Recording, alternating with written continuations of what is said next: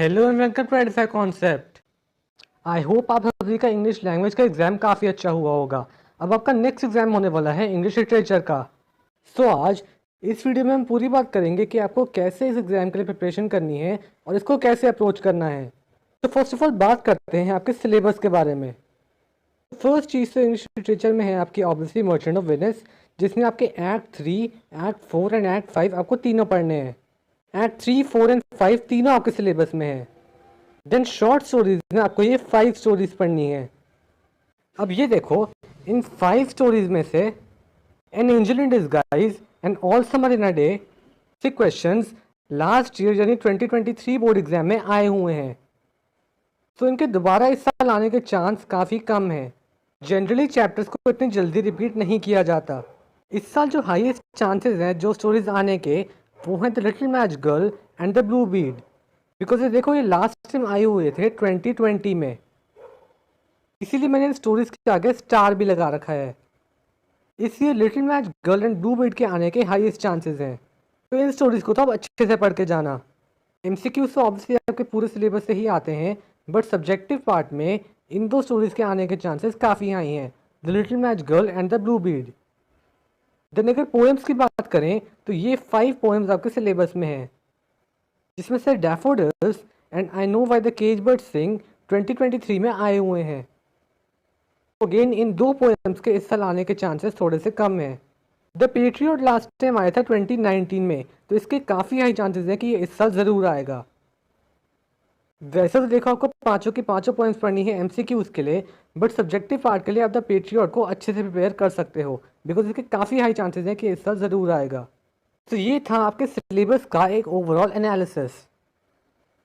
Again like I said, इस साल little match girl, blue Beed and patriot के subjective part में आने के चांसेस काफ़ी हाई हैं। इसका मतलब ये बिल्कुल भी नहीं है कि बाकी स्टोरीज एंड पोएम्स के आने के चांसेस बिल्कुल भी नहीं है, बट हाँ, इन दो स्टोरीज एंड इस पोएम के स्पेसिफिकली चांसेस ज़्यादा हैं।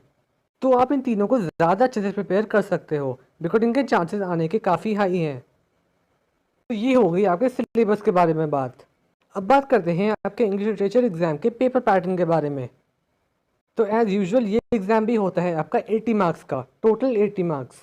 आपका जो सेक्शन ए होगा उसमें आपको एमसीक्यूज दिए जाएंगे फॉर 16 मार्क्स। ये एमसीक्यूज आपके पूरे सिलेबस में से आते हैं, including every story, poems and whole Merchant of Venice, मतलब कि act 3, act 4 and act 5 of Merchant of Venice.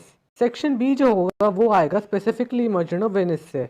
ये होता है subjective part. Merchant of Venice में से आपको 2 क्वेश्चन दिए जाएंगे और आपको उनमें से एक क्वेश्चन को अटैम्प्ट करना होगा। इस क्वेश्चन के अंदर 5 सब पार्ट्स होंगे और इस क्वेश्चन के टोटल जो मार्क्स होंगे वो होंगे 16 मार्क्स।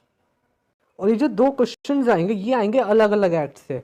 हो सकता है एक जो क्वेश्चन हो वो हो एक्ट 3 से, दूसरा क्वेश्चन हो एक्ट 4 से, एक क्वेश्चन हो एक्ट 4 से और दूसरा क्वेश्चन हो एक्ट 5 से। तो ये दोनों क्वेश्चन मर्चेंट ऑफ वेनिस में से अलग एक्ट्स में से आएंगे। सेक्शन सी में आपको 2 स्टोरीज दी जाएंगी और आपको एक स्टोरी का क्वेश्चन अटेम्प्ट करना होगा, again for 16 marks. Section D होगा पोएम्स के ऊपर, आपको 2 पोएम्स दी जाएंगी और आपको एक पोएम अटेम्प्ट करनी होगी, अगेन 16 मार्क्स।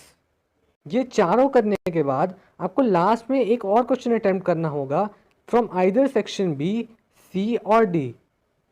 मतलब कि एक क्वेश्चन मर्चेंट ऑफ वेनिस से करने के बाद, एक क्वेश्चन स्टोरी से करने के बाद, एक क्वेश्चन पोएम से करने के बाद आपको लास्ट में एक चॉइस मिलेगी कि आपको एक और क्वेश्चन अटेम्प्ट करना है फ्रॉम आइदर सेक्शन बी, यानी from either merchant of Venice, from either stories या फ्रॉम पोएम्स, फॉर 16 मार्क्स।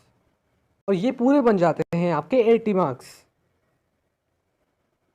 ये है आपके इंग्लिश लिटरेचर एग्जाम का पूरा paper pattern for ICSE class 10। Next हम बात करेंगे टाइम मैनेजमेंट के बारे में। सो एज यूजुअल आपको इस एग्जाम के लिए भी टोटल मिलेंगे 2 घंटे, यानी 120 मिनट्स। देखो, बेस्ट अप्रोच क्या रहेगी कि जो आपको सेक्शन ए में एमसीक्यूज दिए गए हैं उनको आप रीडिंग टाइम में ही रीड कर लेना। रीडिंग टाइम उनको मिलता है 15 मिनट्स का, जिससे कि एमसीक्यू के आंसर्स तो आप रीडिंग टाइम में ही फाइंड कर लोगे। पेपर स्टार्ट होने पर सबसे पहले 10 मिनट में सारे एमसीक्यूज को लिख लेना अपनी आंसर शीट पे। आपको एमसीक्यूज लिखने में ज़्यादा टाइम नहीं लगेगा, बिकॉज आपने उनके आंसर रीडिंग टाइम में ही ढूंढ लिए थे। फर्स्ट 10 मिनट्स में आप एमसीक्यूज को कंप्लीट कर लेना, देन आना सेक्शन बी में, यानी मर्चेंट ऑफ वेनिस में। मर्चेंट ऑफ वेनिस के एक क्वेश्चन में आप लगा सकते हो मैक्सिमम 25 मिनट्स। देन एक स्टोरी का क्वेश्चन करना, अगेन उसमें आप 25 मिनट्स स्पेंड कर सकते हो। देन एक पोएम से क्वेश्चन, उसमें भी आप 25 मिनट्स स्पेंड कर सकते हो। लास्टली जो फाइनल क्वेश्चन होगा आपका, जो कि चॉइस वाला होगा, either from one of Venice stories या पोएम्स, उसमें भी आप 25 मिनट्स स्पेंड कर सकते हो सेफली। और अगर आप इस टाइम मैनेजमेंट को फॉलो करते हो पूरा, तो आपको लास्ट में रिवीजन के लिए 10 मिनट्स बचेंगे। और एटलीस्ट 10 मिनट्स आपके रिवीजन के लिए काफ़ी इंपॉर्टेंट हैं। इस रिवीजन टाइम में आप अपने MCQs को एक बार क्रॉस चेक ज़रूर कर लेना। तो इस टाइम मैनेजमेंट को फॉलो करना आपका पेपर काफ़ी अच्छे से हो जाएगा। अब बात करते हैं कुछ इंपॉर्टेंट टिप्स के बारे में। So first of all in MCQs, again try to write the whole statement instead of just the option number. जैसे मान लो अगर ऑप्शन बी करेक्ट है, तो उसके आगे जो स्टेटमेंट गिवन होगी उसको भी अपने आंसर में ज़रूर लिख। ट्राई करना कि पूरी स्टेटमेंट लिखो rather than just the option number अपनी आंसर शीट में। इससे एग्जामिनर्स को आसानी होती है चेक करने में। ट्राई करना कि आपका पेपर ज़्यादा से ज़्यादा नीट एंड क्लीन हो और आपकी जो हैंड राइटिंग है वो रीडेबल हो। बिकॉज ऑफकोर्स अगर आपकी हैंड राइटिंग रीडेबल नहीं होगी तो एग्जामिनर्स आपके आंसर्स को समझ नहीं पाएंगे और आपके मार्क्स डिडक्ट हो जाएंगे। जितना ज़्यादा आपका पेपर नीट एंड क्लीन होगा उतना अच्छा इंप्रेशन पड़ेगा एग्जामिनर पे। और कोशिश करना आप अपने आंसर्स में कीवर्ड्स को ज़रूर मेंशन करो और उनको अंडरलाइन भी कर देना। अगर आपके आंसर्स में एग्जामिनर्स को कीवर्ड्स दिख जाएंगे तो वो इजीली आपको मार्क्स दे देंगे। कीवर्ड्स को आप पेंसिल से अंडरलाइन भी कर सकते हो जिससे वो अलग से हाईलाइट हो जाएं। Then again like I said, do not focus on the length of answers. Answer को लंबा करने की कोशिश मत करना, आंसर टू द पॉइंट लिखना, but on the number of points and keywords.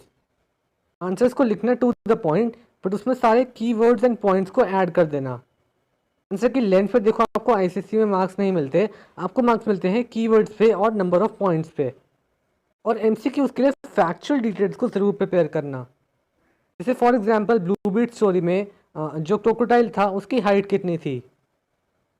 इस तरह की जितनी भी फैक्चुअल डिटेल्स हैं आपके सिलेबस में उसको MCQ के लिए ज़रूर प्रिपेयर करना, बिकॉज ऐसे क्वेश्चन MCQ में काफ़ी पूछे जाते हैं। तो यही थी कुछ इंपॉर्टेंट टिप्स जो मुझे आपके साथ शेयर करनी थी। Lastly good luck, I hope आपका एग्ज़ाम काफ़ी अच्छा हो। आगे भी इस चैनल से जुड़े रहना, बिकॉज आगे भी पूरी हेल्प आपको इन एग्ज़ाम्स के लिए इस चैनल से मिलती रहेगी।